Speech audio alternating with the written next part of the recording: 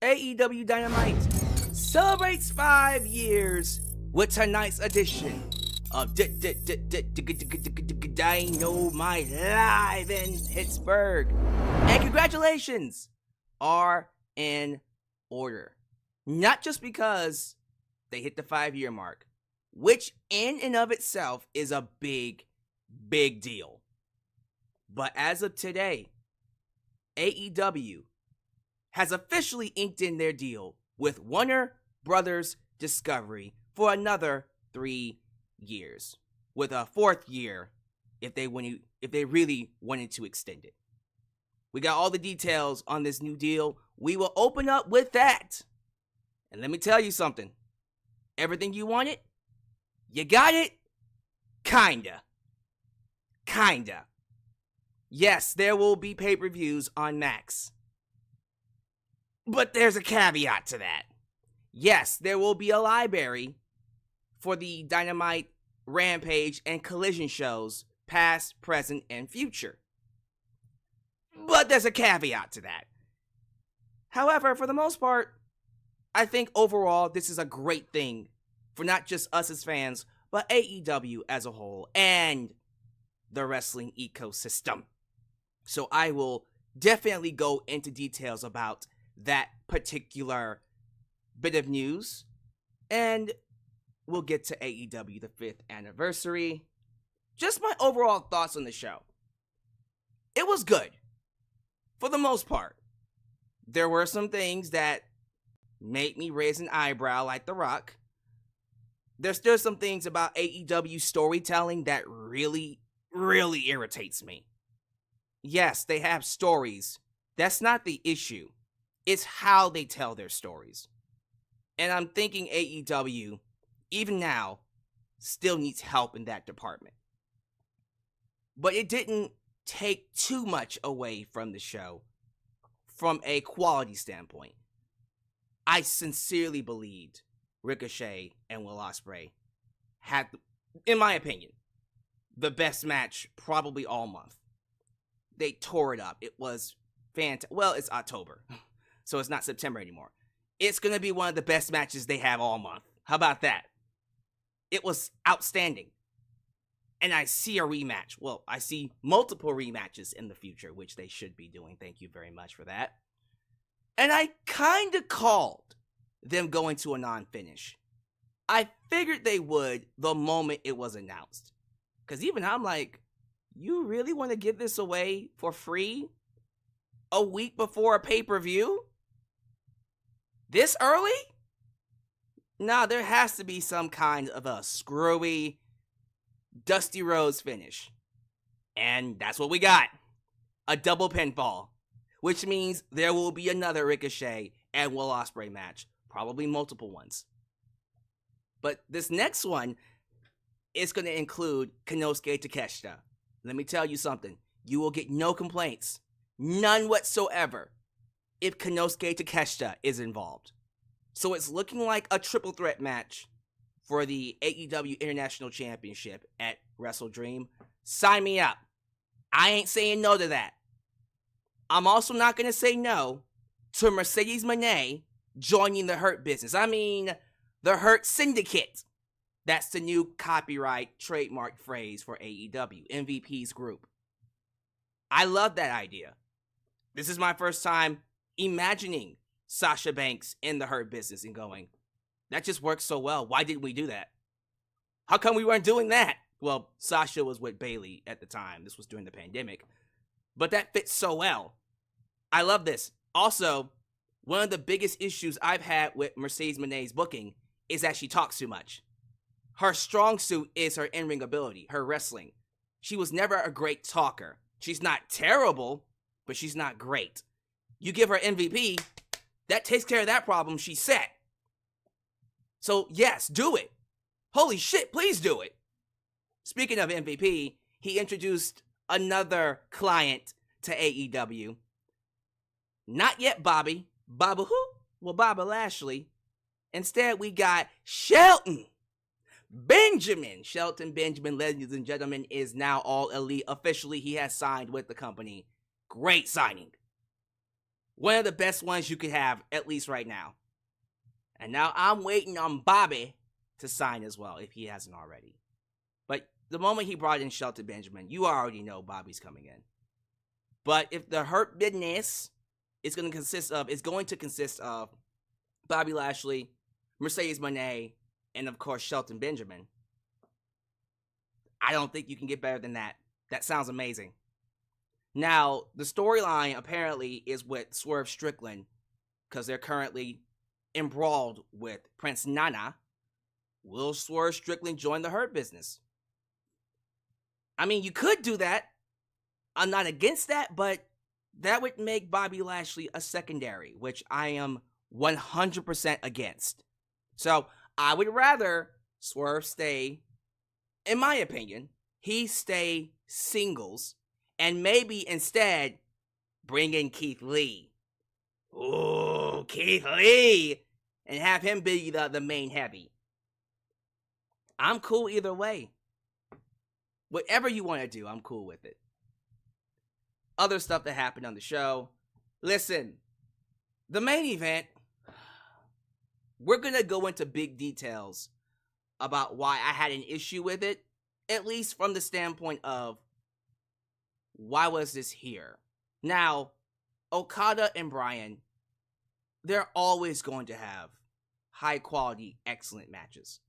I just hate the fact that this was just announced out of nowhere. And also the stipulation was so convoluted. It didn't make a lick of sense to me. It still doesn't, but whatever. What happened. So, as you all know, Bryan does win the match. And no, he's not the Continental Champion because it's convoluted as fuck.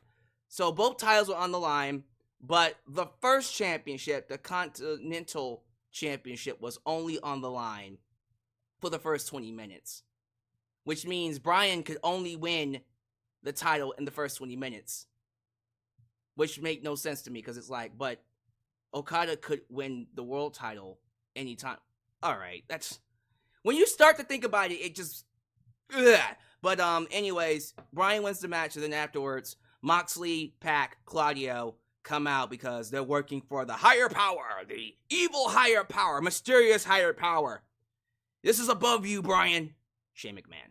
And then Wheeler Yuta comes out to help Bryan, and Wheeler Yuta is 1/3 of the Trios Tag Team Champions alongside, oh look at that, Pac and Claudio.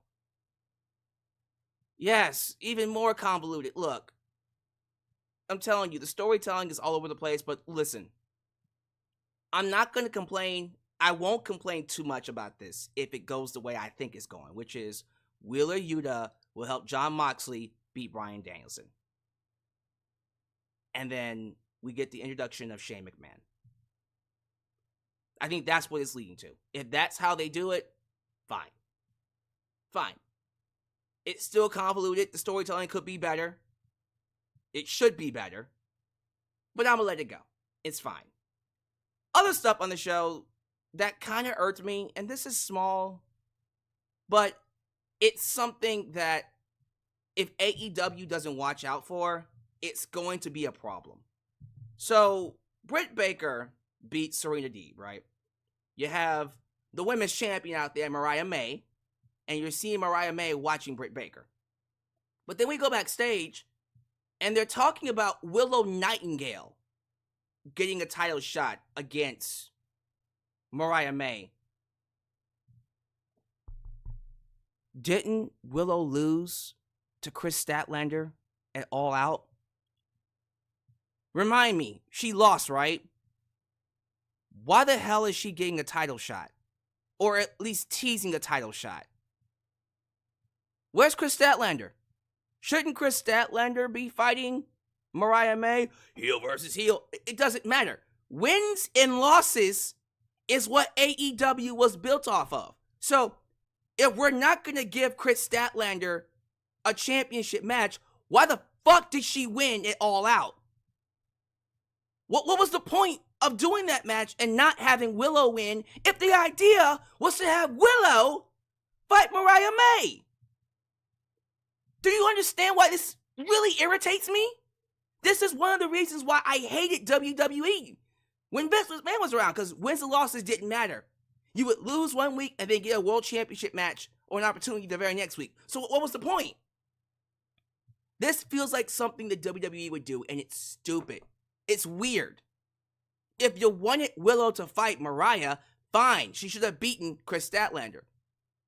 At the very least, can you at least do one more match between Willow and Chris and have Willow win that? Or something? I don't get it.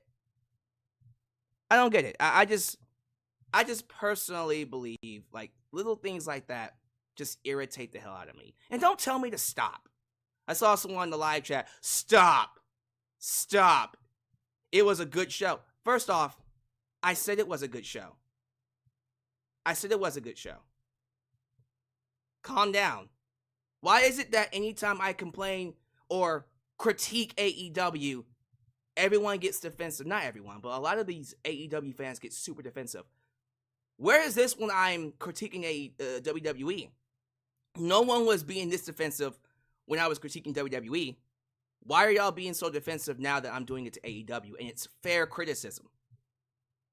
And the thing about that is, I opened up saying the show was good overall.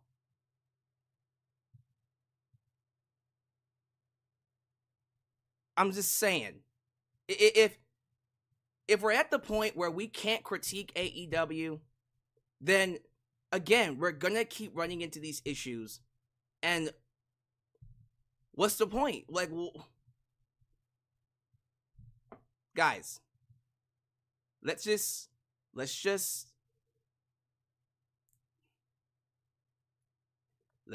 accept the fact that AEW is not perfect. And they're open to criticism like WWE. That's it. And I'm not going to apologize for anything I've said so far. Especially when I talk about positives as well. You can talk about the negatives with the positives. Now, like I said before, overall, the show was good. The show was fine. It still has its problems. Now, if that's an issue, if you can't listen to someone's fair, honest review and not get triggered when they bring up problems, I'm sorry, that's a you problem. That's a you problem. Because I think honest, true wrestling fans can listen to critiques and go, well, yeah, that's fine. I still liked it. Cool. That's what I do. You critique a show, I go, that's fine. That's a fair criticism. I still like the show.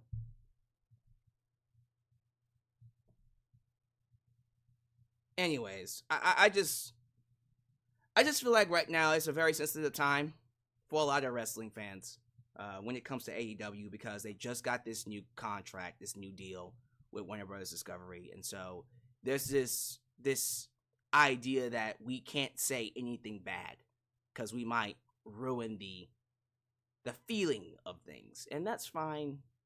Pop bottles, celebrate, we'll get into it. But I'm always going to be that guy that comes up here and gives it to you like it's real. Just because you sign a new deal doesn't mean that everything is going to be fine going forward. You still have a lot of work to do. AEW still needs to get his act together. And watching this show tonight was a clear indication that things still need some work. A lot of work. But there was some improvements that we will talk about. So let's go ahead and move things along. We're going to go ahead and do the preliminary stuff. Say hello to the people. Hello to the live chat. Of course, we'll get into the big news. And then, of course, the review. So if you guys don't mind, if this is the first time you're watching me, do me a solid favor. Like the video, subscribe, and click that bell to catch all my content when it comes out. Wow, your edit. Help expand the brand by doing the following things. Join the membership. Click that join button and get the opportunity to request a video of your choosing, whether it's a live reaction, a hot topic, or a review, past, present, or future. Also, don't forget to give thanks. Hit that super thanks. If you would like to donate after the fact, you can also Like me on Facebook, follow me on Twitter at just Alyx Central. Give me a follow on Instagram, give me a follow on Spotify, give me a follow on Cameo, give me a follow on Threads. Follow us on Discord and give me a follow on TikTok. For I am the tickest of the talkest. Donate using PayPal, Patreon, Cashapp, Venmo. And yes, Super Chats are officially on. You can donate at any point in time during the broadcast to get your thoughts played live on the air. Email me at justalyxsworld@gmail.com for business inquiries, just to say hi. And please, get yourself a t-shirt today at Pro Wrestling Tees and Teespring. Are you a Just Alyx guy? Then become a part of the club. Get a Just Alyx guy t-shirt, as well as an old school The X-Man t-shirt and new school Alyx as well t-shirt, and many, many, many more t-shirt designs coming your way. Please help expand the brand right here in Alyx's world. And of course, I want to thank the lovely people over at Mint Mobile Land for partnering with this broadcast. Today's partners is Mint Mobile, who are here to offer you a sweet, sweet deal on a new mobile plan. Most of you have phones from Verizon, T-Mobile, maybe AT&T. There's plenty of them. How many of them offer you sweet deals that are, check this out, $15 a month on any deal? How many of them do that? Now watch this.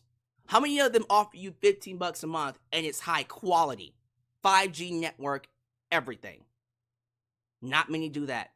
And that's why Mint Mobile is unique. And they are here to give you a sweet deal.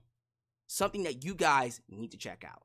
So how's about we get a quick word from our partners and then we'll get to some shout-outs. This video is partnered by Mint Mobile. Like many of you, I've been trying to cut back on expenses lately, but let's be real. It's tough when you got things to do and you don't want to give them up. But sometimes you have to make those sacrifices to pay your phone bill and satisfy the big tech companies. That was until I discovered Mint Mobile. Mint Mobile offers premium wireless services starting as low as $15 a month. With Mint Mobile, you can get high-speed data plus unlimited talk and text on the nation's largest 5G network. The best part? You get to keep your phone and even the phone number. Now, if you do want to purchase your own phone, they do have phones available on the website, which you can get through the link. The internet service is reliably fast. It's so seamless, I put it up there with any other network on the market. Now, some of you might think switching to a new service is a hassle. Let me reassure you, this is only going to take you 15 minutes to set up. You could literally do it right now from your phone, no need to leave your house or contact anybody. And if your device does not support eSIM, then Mint Mobile will personally ship you a physical SIM card. So if you're like me and you want to save a little bit of money without sacrificing anything, use the link trymintmobile.com/justalyx and start your wireless plan today as low as $15 a month. Don't lose out on this opportunity. Start saving money by switching to Mint Mobile today. Thank you all so much for choosing me for your live stream of AEW Dynamite, the 5th anniversary. As always, show your love to the Mod Squad, Ultra, Shine Nice and Firestar Heart, Elias, Ademi, New Japan Pro Wrestling, Khalil does everything. Highway dealing danger. And of course, Big MGM. They help keep this a safe space for wrestling fans like you and like us.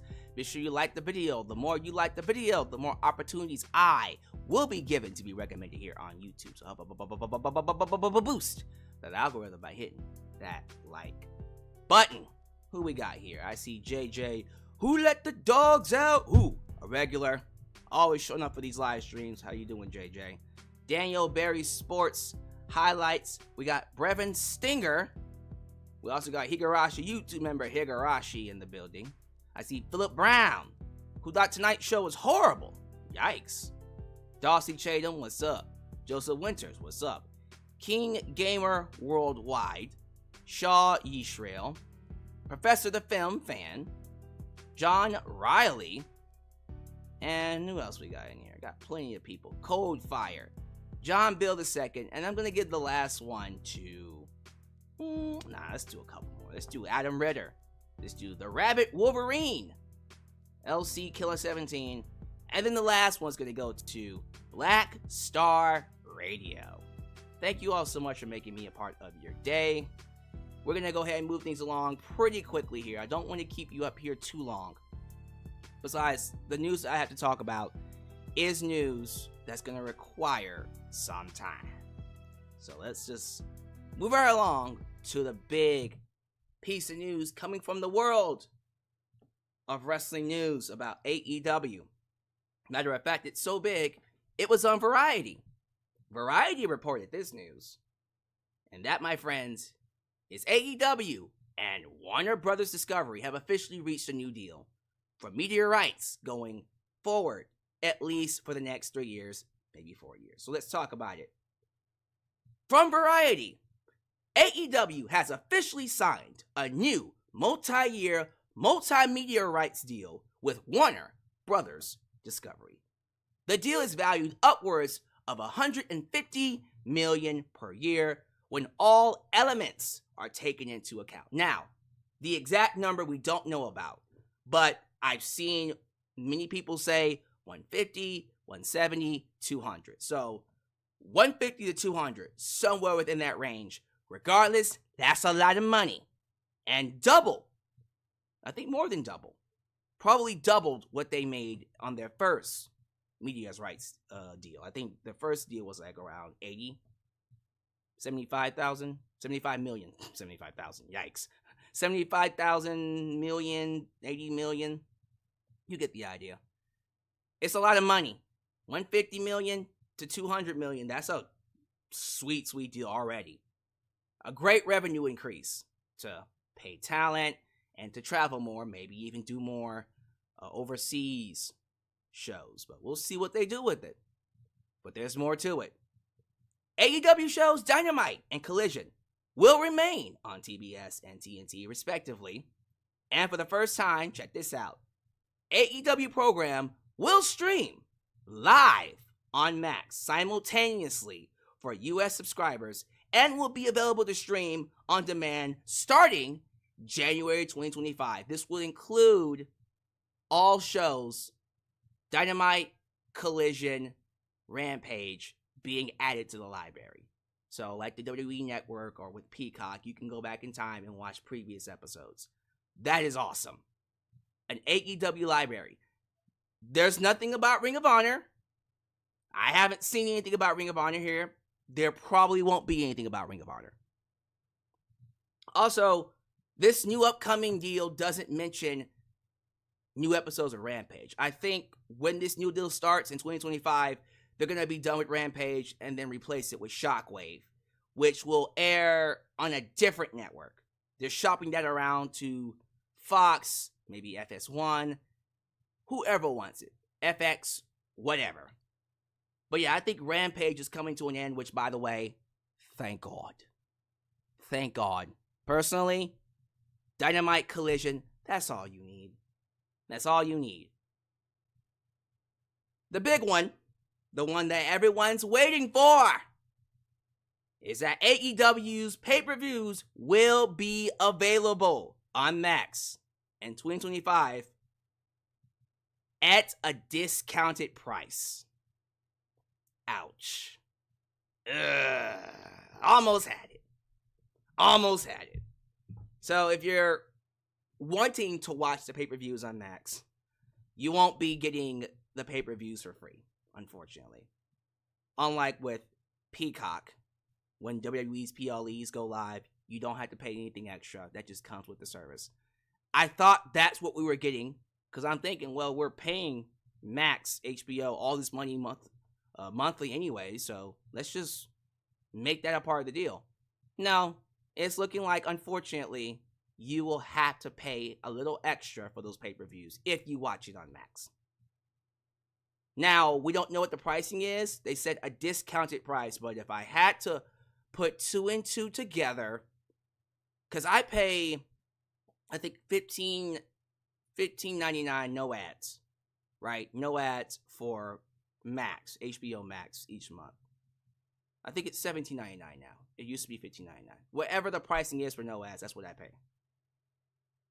I'm assuming they're going to make the pay-per-views probably $29.99, if not $39.99, to make up for the other $50, the other portion of the $50 that is going to be covered by you being on the Max streaming service. So, yeah.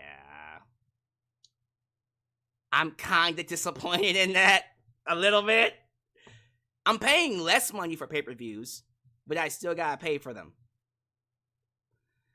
Look, I shouldn't be surprised because Warner Brothers is in a pinch. They're not doing so well financially, so it kind of makes sense, but still, it's irritating that we still have to deal with $50 pay-per-views. But what can you do? I would have preferred... Like, here's the thing. If you're gonna do it and it's only $29.99, I would prefer that. But what happened to just making it free? Like, if you're subscribed to Max, you can just watch it for free. I mean, WWE doesn't make us pay extra. They probably could. I hate it. I hate it. But here's the good news. Even if we have to pay for it, at least we're not paying $50. It's a discounted price. So take what you can from that. At least the pay-per-views are on Max. So overall, how do I feel about this? What's my thoughts on it? It's like I said before in my previous video. Congratulations. When the rumors first hit on what the deal was going to be, I remember saying this is a big step for AEW becoming a competitor for WWE. There haven't been a lot of companies ever in the annals of wrestling to do what AEW is doing or has done. The fact that they're going to be making, and this is over the next, at the very least, the next 3 years, $500 million. Now, I don't know what the actual amount is. Like I said, it's somewhere between 150 to 200. So, at the very least, $500 million over the next 3, maybe 4 years. I'll read that comic by King Mike Taz in just a second. I think that is something we cannot scoff at. They signed a great deal. Awesome stuff. Is it exactly what we wanted? No, I do think the pay-per-views not being free is kind of whack. And YouTube member, the Elite himself, King Mike Todd, says it best. He says, I'm sorry, that is so stupid. AEW should have done what Peacock does with WWE. Well, it's okay. We still got our ways. Did you see that Sammy got injured on the Ring of Honor taping? Oh my goodness. I did not see that. Sammy Guevara got hurt? Again? Oh man, Sammy got hurt again? He can't stay healthy. But King Mike Todd, I'm doing well, man. Thank you for asking. Anyways, yeah, I still think overall this is good. It's good for the wrestling business. It's good for AEW. It's good for the wrestling ecosystem that they're doing as well. That being said, just because you signed a sweet new deal doesn't mean your television product instantly gets better. AEW still has a ton of problems. I have no idea what's happening with the tag team divisions. And I mean trios and regular tag teams. It just seems to be all over the place. I like what we're doing with the main event scenes. That includes the World Championship and, of course, the International Championship titles. But the women overall are still kind of lost in the shuffle. I'm not quite sure what we're doing with everybody here. It feels like AEW doesn't know what to do with all these big players they have. Because they have an excellent roster. It's just the person in charge, Tony Khan, isn't really good at utilizing them. And that's fine. That's why you hire other people to do it for you. And you can be the guy that just gives everybody money. So, I hope with this new TV deal comes a resurgence or an urgency to make these shows better. And a focus on quality over quantity. Better storytelling. Better characters. Better long-term stories. Reasons to tune in every single week. Not just for Dynamite, but also Collision. Right now, even after watching tonight's show, which was good, you can tell by watching there's still some issues. And I hope they get that fixed. But that's neither here nor there. I am proud of AEW, and I hope they enjoy popping them bottles for the money they just made and the sweet deal they just signed. Let's talk about it. AEW Dynamite was live from Pittsburgh, Pennsylvania. Of course, the home of the Steelers and Britt Baker's hometown. Looked like a good crowd tonight. I saw WrestleTix said they had around 6,000-7,000 in there. And the building, I think, sits 12,000. So, half the building was filled. Hey, like I told y'all, if it's more than 2,000, it's a great show. Because that was what AEW was doing for a good portion of 2024 and 2023. 2,000, 1,000 people, which is embarrassing. If they can do 5, 6, 7,000 a week, you get no complaints from me. That's a pretty standard size crowd for a wrestling show. It's not WWE, but I'll take 5, 6, 7,000 strong, screaming fans over 2,000 in a 20,000 seat arena. So, I like the crowd. Very hot throughout the show. And we opened up strong, not strong, but strong. Ricochet and Will Ospreay. You already know. I love this type of shit. I love this shit. I do. Ricochet and Will Ospreay are the kind of performers that I know piss people off, and it's for a good reason. I am purposely gonna stay up late, going to specific broadcasts that I know hate this kind of shit. They're gonna lose their minds. They're gonna puke all over themselves. They're gonna fume with rage. Smoke's coming out of their ears. This isn't wrestling. This isn't wrestling. No selling. Lots of these flips. These flippity dippity doodahs. This is not wrestling. Foaming at the mouth. I'm gonna have my popcorn. And I'm gonna laugh. This shit was awesome. Oh, this was fantastic. Everything they did was everything I wanted. If you've seen any, and I mean any of Ricochet and Will Ospreay's matches, you already know that these two, if you let them go, they will go. And I had a feeling that this was going to be one of those instances where it's like riding a bike. Like riding a bike, if you just get them inside the ring, they'll just figure it out just like that. And their chemistry is incredible. Incredible. And as I was watching the matches and they're doing all of their things, the cartwheels, the 630s, the 450s, the Superman landings, the counters, the poison ranas, kicking out at 2 on finishers. I loved it. It's so good. I said to myself, oh man, someone has to win this. But I don't think no one should. And so I was hoping that it would go to a non-finish, like a double countout or something, and they did. They went to a double pinfall. So they both pinned each other, which I loved. I'm like, good. Rematch. Wrestle Dream. But then they restarted the match. And I said, well, I don't know about that. Shouldn't we just do the match again at Wrestle Dream? It's literally next Saturday. And then Konosuke Takeshita hit the ring, and I popped. I said, oh, even better. Even better. Konosuke hits the ring, and then he shuts the whole thing down, and people were pissed. So before the match, we saw Will Ospreay talking to Don Callis about the tag team match last week at Grand Slam. And Will Ospreay said, I owed you a favor. That's done.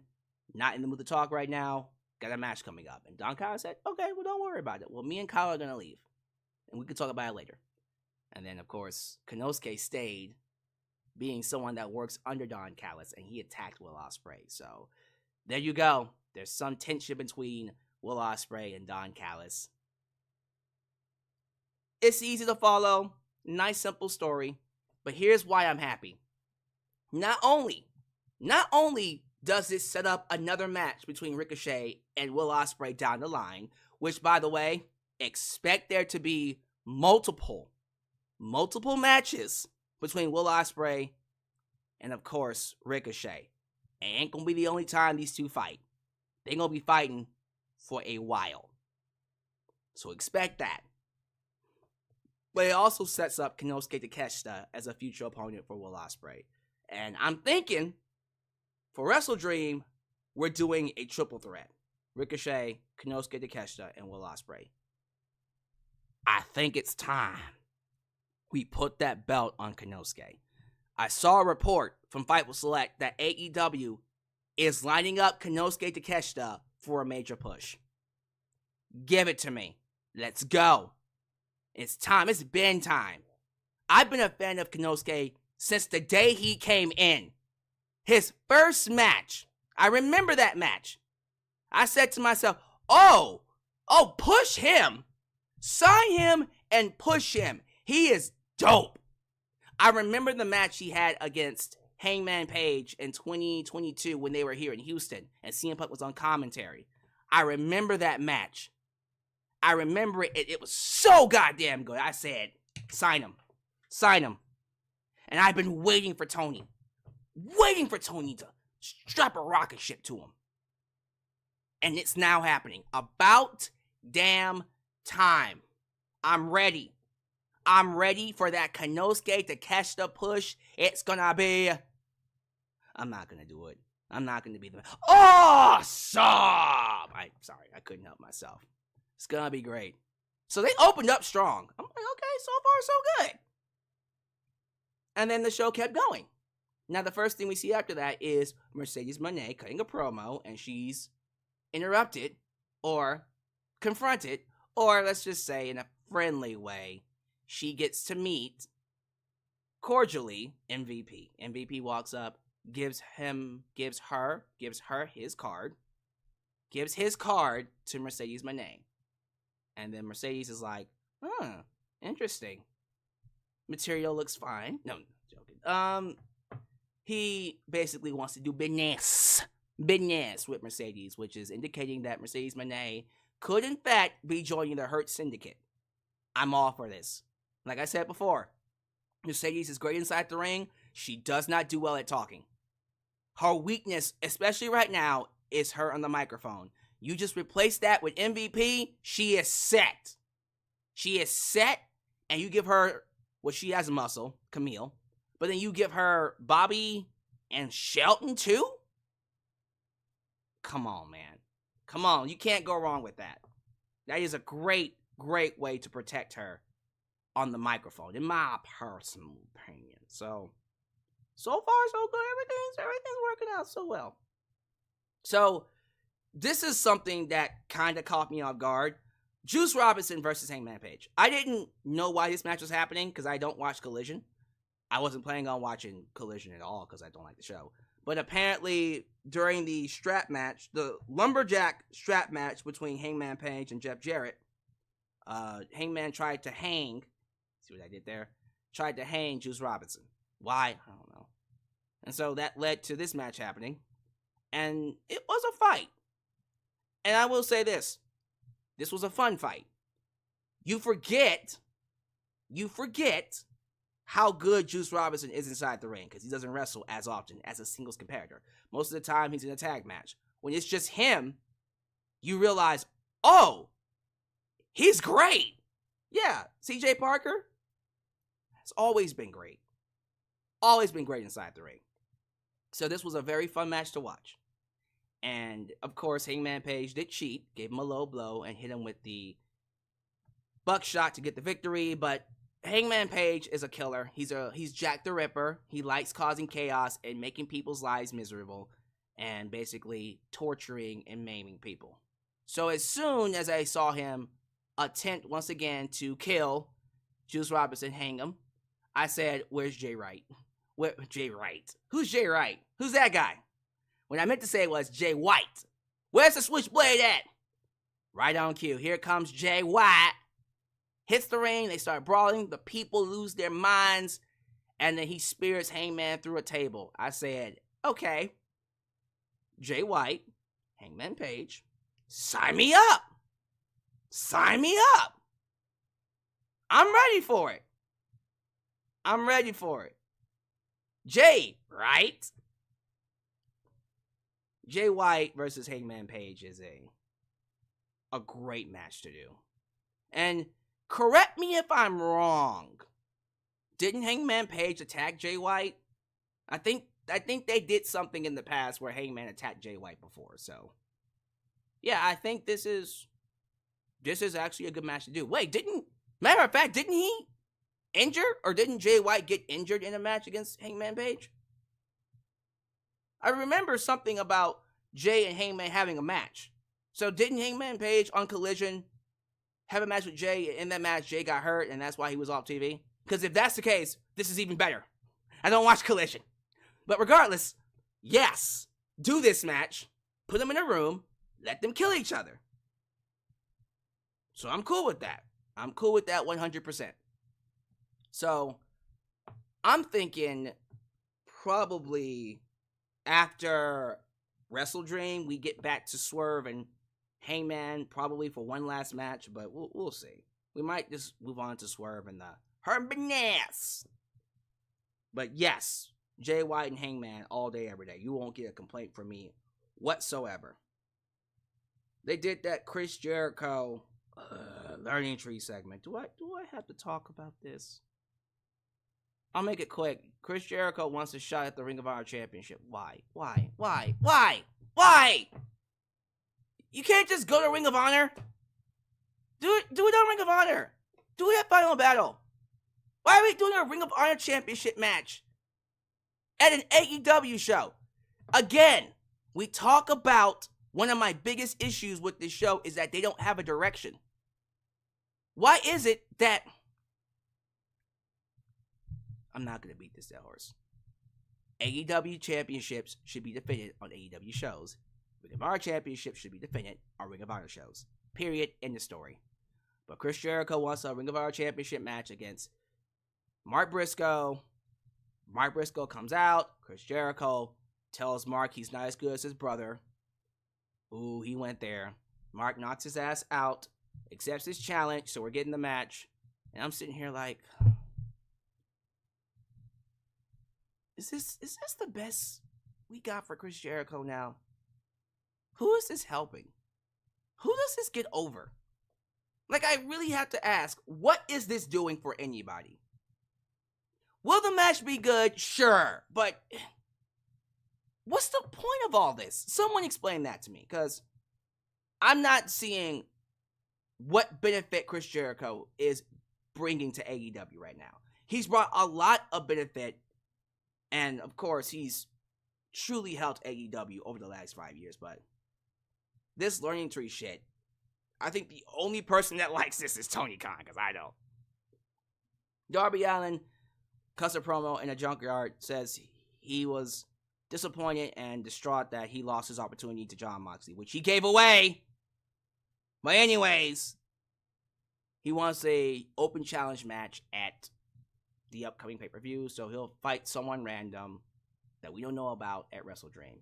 Sweet! I think after this, they do a promo with, and I wouldn't be sure I read this right.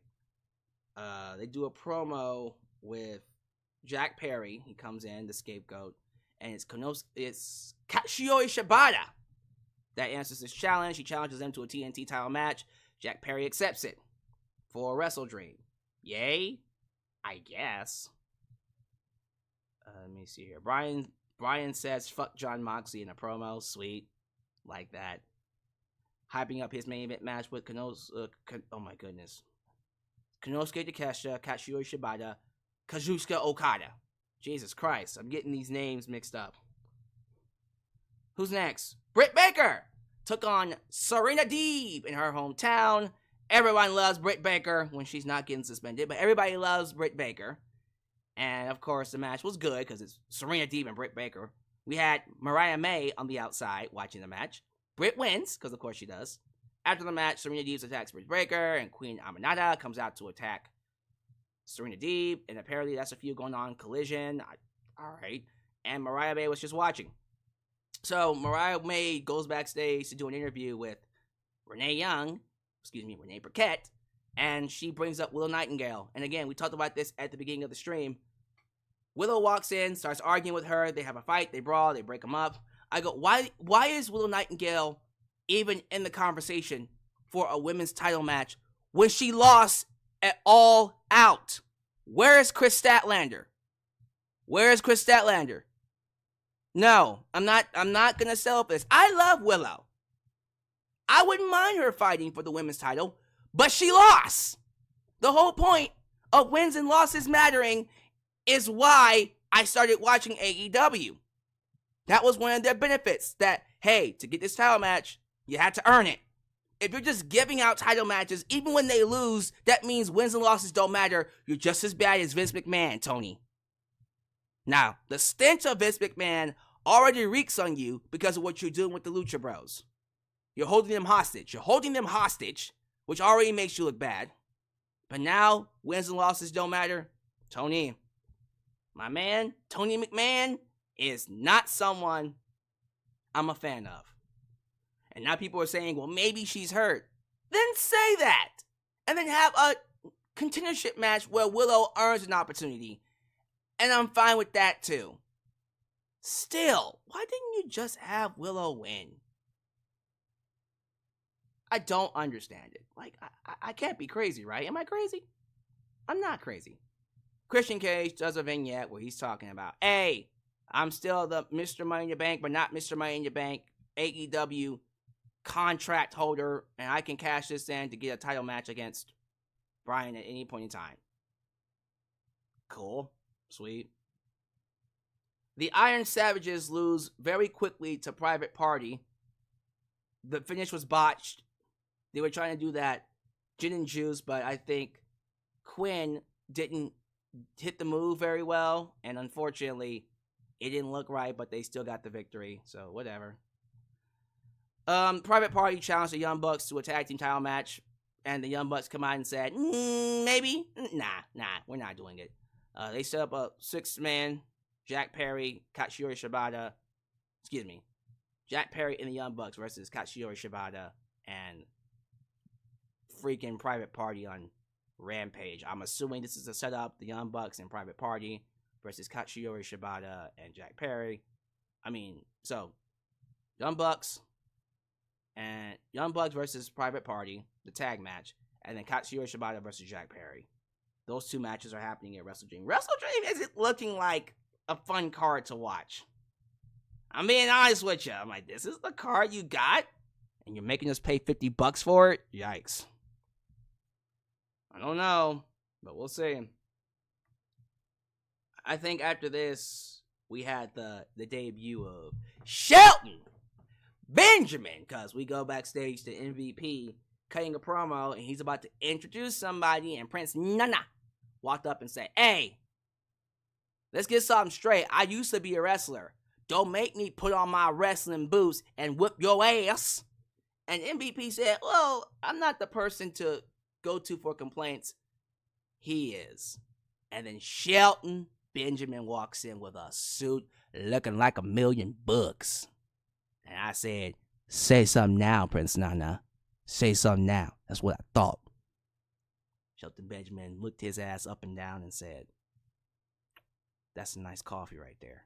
That's my coffee now. Thank you. That hat you got, that hat ugly as fuck. Take it off. No, he didn't say that. If he had said that, I would have taken it off, though. Shelton Benjamin's in AEW. That makes me so happy. Hell yeah. Shelton Benjamin is all elite. He should be, because that's great.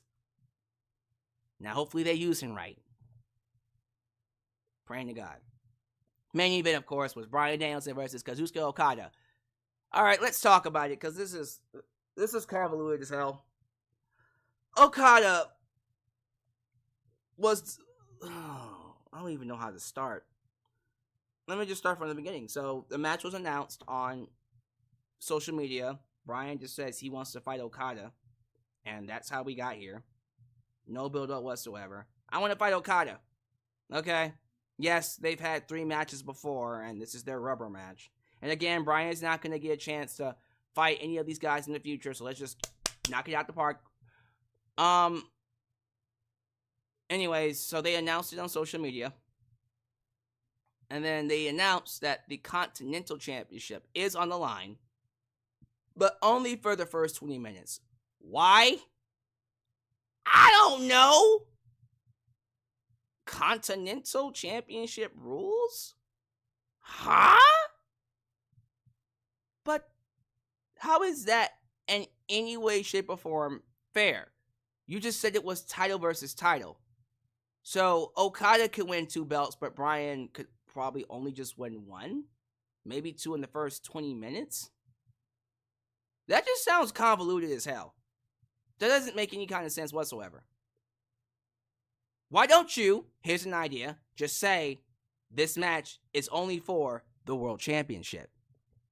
Problem solved. That's it. That's less convoluted, and it's just as, matter of fact, it's even more impactful. Doesn't have to be anything more than that. The title match is a World Championship title match. It was weird. It was such a weird thing, but yeah, the Continental Championship was on the line for the first 20 minutes. They went a good 25-30. And this was an overrun, by the way. So they went over the show's usual schedule 2 hours. I think they went 2 hours and 30 minutes. So Bryan and Okada had, I thought, an excellent match. Their first 2 matches were great. This one was just as awesome. So after the 20 minutes went up, Claudio and Pac go out there and they distract Okada.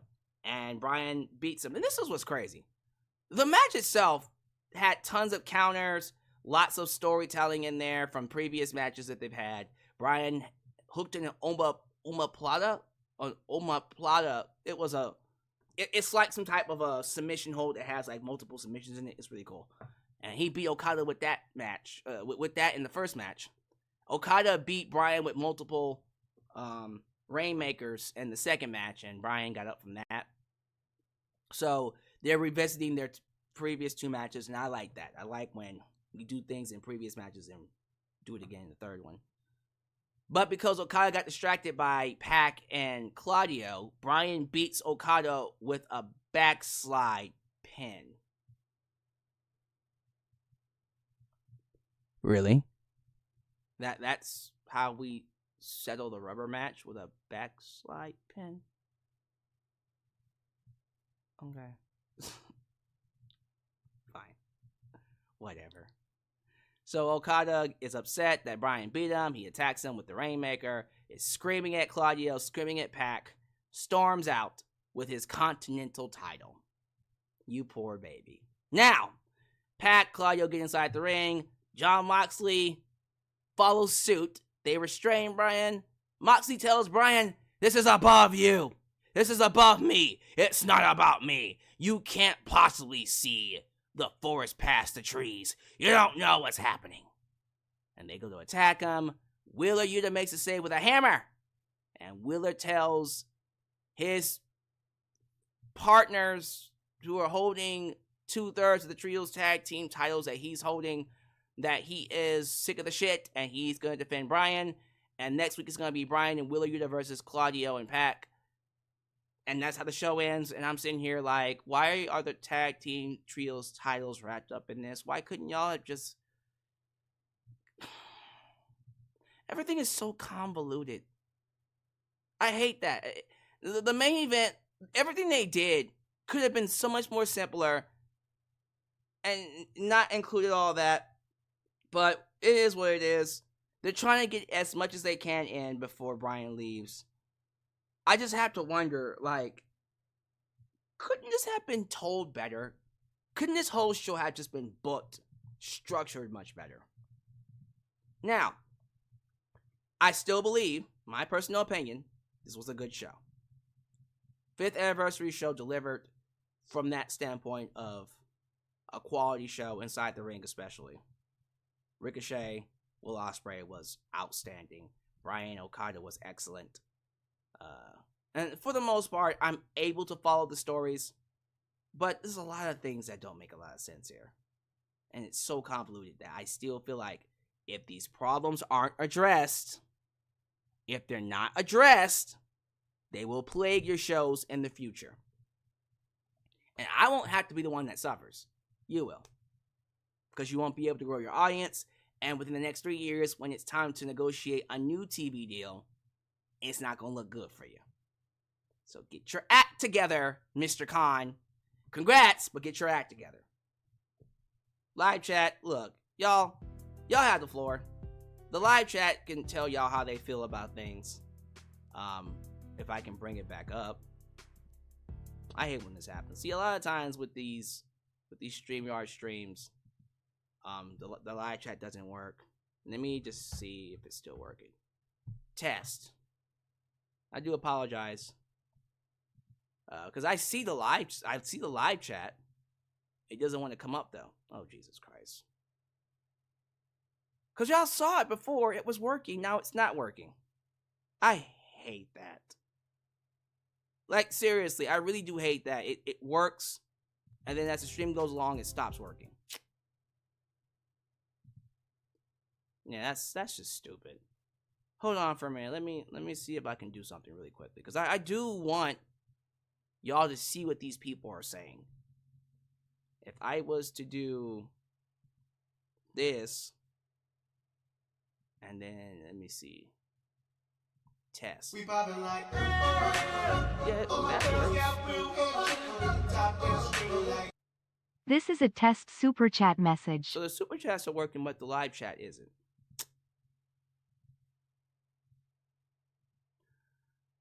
Y'all, listen, I'm gonna read a few of your comments.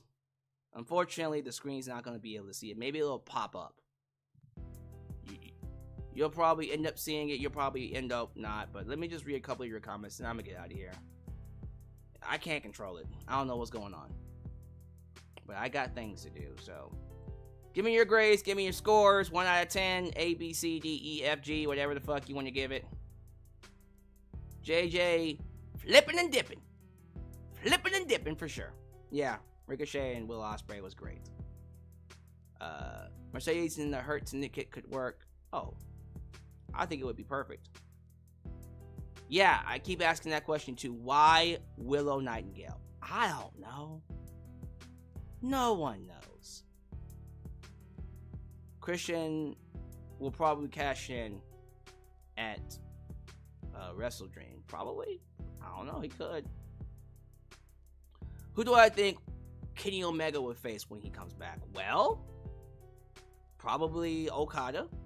Or some version of the Elite. I'm thinking Ibushi, Omega versus the Young Bucks, which would be an excellent match to do, and then we get to Okada and Omega. Young Bucks will beat the Private Party at the pay-per-view. Oh yeah, I agree. I don't think the Young Bucks are gonna lose to anybody but a maybe an Omega and Ibushi when they're ready. Alright, what's going on with Sammy? Because y'all keep telling me Sammy's hurt. Sammy suffered what appeared to be a head or neck injury during a match with Serpentico. The match was immediately stopped after Serpentico gave... Oh my god. Gave Guevara a cutter. Ring of Honor. Oh shoot, that's crazy. That's crazy. I'm sorry. I hope he feels better. I hope he feels better. Didn't Chris Statlander do an interview on Collision? I didn't see it. What did Chris Statlander say on Collision? What did she say on Collision? Because I'm very confused why she's not going after Mariah May and Willow, who lost, is. Again, I was under the impression that wins and losses matter. But I guess they don't. And I love Willow. But she lost. So she shouldn't be getting a title match. That's how the rules work. That's what I thought they worked. That's how I thought they worked. But maybe I'm just...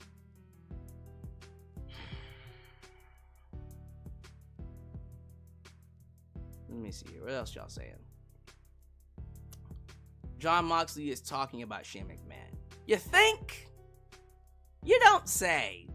If it's not Shane McMahon, I don't know what the fuck's going on here. Watch it be Tony Khan and Tony turns heel.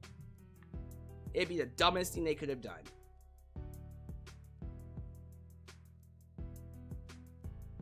Yeah, guys, I don't know what's going on with the live chat, but it doesn't seem to be coming up. So we're gonna go ahead and end the stream. We got people in the live chat. This is just a mess. Thank you all so much for watching. As you follow out, do all the YouTube things, like the video, subscribe, and click that button to catch all my content when it comes out. Follow me on social media, Facebook, Twitter, Instagram, TikTok, and donate using PayPal, Patreon, Cashapp, and Venmo. All right, so check this out. I decided that we're going to be doing 2 vertical lives. Tomorrow, I'll be doing a vertical live preview and predicting, of course, Bad Blood on Saturday. I thought about doing it with SmackDown on Friday. I decided, you know what, this week, let me try 2 vertical lives to help the algorithm. So we'll do one for Bad Blood predictions tomorrow. It'll probably be sometime in the afternoon. And then another on Friday for SmackDown's review. And then, of course, we'll go to a regular live for the Bad Blood live stream on Saturday review. And then I think that's going to be it for this week. Next week, it's also busy. But next week, what I want to do is we'll be doing vertical lives for WWE, and then doing regular lives for AEW. That's what I want to do. So we'll do that because we're doing AEW Dynamite, and of course AEW Wrestle Dream. And then throughout the month, we'll be switching it up: vertical lives, regular lives, vertical lives, regular lives. And we'll see what I can do and play with it and stuff like that. But whichever live it is, I hope you're there. Hope you're live to see me talk about wrestling. But until then, thank you all for making me a part of your day, and I'll catch you guys next time right here in Alyx's World, the place that does, was, and forever will be a safe space for wrestling fans like you. I'm out. Peace. When you're